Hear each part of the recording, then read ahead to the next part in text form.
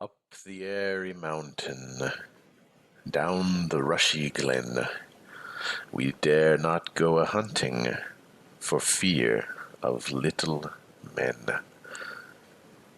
All over the world, people tell stories about little people, gnomes, elves, dwarves, mythical, fey folk who live in the woods who have strange powers. And ancient Hawaii was not the exception to this. Now, in ancient Hawaii, they told stories about the Menehune. They said they were only about 2 feet tall, but some were as small as 6 inches. They could stand right on the palm of your hand. Now, very few people ever saw the Menehune, but those who did said that they had strange abilities, magical powers. They were great workers. They could work, they only worked at night. That's why people usually didn't see them in the day. And they could finish their projects in one night. Now, on the island of Kauai, there was one young chief and his sister, the princess. Now, the chief, the Ali'inui, and his sister, they wanted a fish pond to raise some of the fish to eat for them and the other nobility on Kauai. And so they went to the Menehune to ask the Menehune to do this project for them. Now, I don't know how they contacted the Menehune, but they found somehow the leader of the Menehune in the forest, and the Ali'inui, the chief, he talked to them and he convinced them to do this project, to build this whole fish pond for them right by their hale, their house. Now the Menehune, they said, we'll do it, and we'll do it in one night, because we always finish our work in one night, you know. But there's just one rule. There's always a rule in these stories. There's one rule: you cannot look. Don't look. You cannot watch us working. It's our techniques, it's all a secret. We don't want the humans to know how we work. So if you promise to give us privacy and let us work in peace, we will build this fish pond for you all in one night.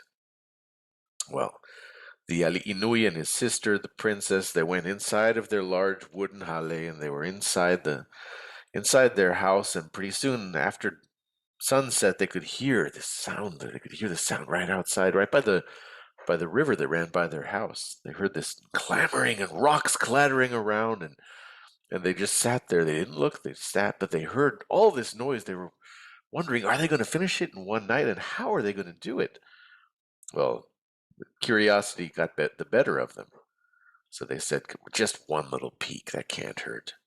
So the two of them, they went up to a little slat between the wood of their hale, and the two of them went and looked through that crack, and they just peered through to see how the Menehune were working. And they saw the Menehune lined up in 2 rows in a line of Menehune, of these tiny little men, going from the river all the way up into the mountains, up where the rocks were coming from. And they were doing it bucket brigade style, handing one rock to the other.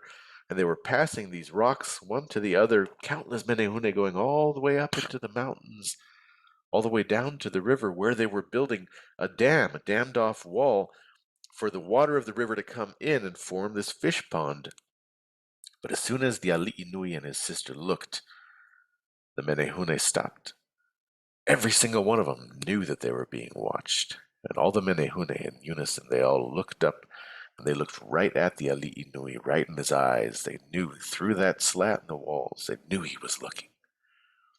They looked, they said, that's it. We're done. They dropped the rocks, dropped the stones, and they marched off into the mountains of Kauai. And to this day, nobody has ever finished that fish pond. You can go, you can see it for yourself. That fish pond is still there. Now, over 1,000 years later, they call it the Alekoko Fish Pond on the island of Kauai, just outside of the city of Lihue. You can go find that fish pond, but if you go, you'll see that that dam, that wall that walls off the fish pond, there's a gap in it. And you can see that gap where the Menehune stopped working. Now, some modern people have tried to fill in that gap to use it for different uses, but they've never been able to fill it in. The stones always fall out of that gap because nobody can do as good as fine craftsmanship, as fine stonework as the Menehune did. Now, some people think that all of that's just legend. It's just fanciful stories to tell to children before bedtime. That's all. The Menehune, they can't have been real, right? But some researchers believe that the Menehune are a folk memory of an ancient people who lived in the islands of Hawaii, who lived there even long, long before the Polynesian people got there thousands of years ago, that they were shorter, that they were great workers, and that they might have actually done some of the projects and built some of the structures that people attribute to them. Some say that the Menehune lived and that they might have survived. In 1820, they did a survey on the island of Kauai, and 65 people marked on the survey their ethnicity was Menehune. And there are a few people today in the islands of Hawaii who still say that they have Menehune ancestry. The Menehune might still be among us, around us. But that fish pond, the Alekoko fish pond, that's a reality. And you can go to the island of Kauai. You can see it for yourself. But just remember to be respectful. Be respectful of the ancestors, and be respectful of the memory of the people who did that work. Otherwise, who knows what might happen to you. The story of the Alekoko fish pond on Kauai.